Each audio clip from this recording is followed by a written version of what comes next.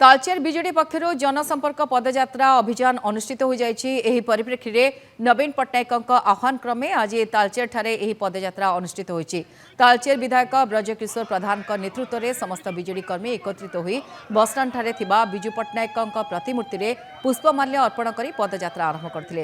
राज्य सरकार विफलता को नहीं प्रत्येकटी परिवार पाखरे पहुंची सचेतन करार प्रयास आरंभ हो जाइए। राज्य में दिनकू दिन नारी असुरक्षित, नारी निर्यातना, आईन श्रृंखला बिगिड़ा, निर्वाचनी इस्तेहार पालन न करने आदि विभिन्न प्रसंग को नहीं लोकों निकट में पहुंचार लक्ष्य रखी बीजेडी। तेबे यह कार्यक्रम अक्टोबर 9 तारिख आरंभ हो नवेम्बर 9 तारिख पर्यंत चलवा नहीं धार्य होती। तालचेर समस्त पंचायत और पौर परिषद में आगामी दिन में यह कार्यक्रम कर लक्ष्य रही। यह कार्यक्रम में शताधिक बीजेडी महिला कर्मी सामिल हो आगामी दिन में विरोध को तीव्र करेंगे। डबल इंजन सरकार को चेतावनी दौचु जे ओडिशा रे जदि आपण माने आईन श्रृंखला परिस्थिति को माँ भौणी मान को सुरक्षा दे पारु नाहंती ताहाले आपण मानकर नैतिक दायित्व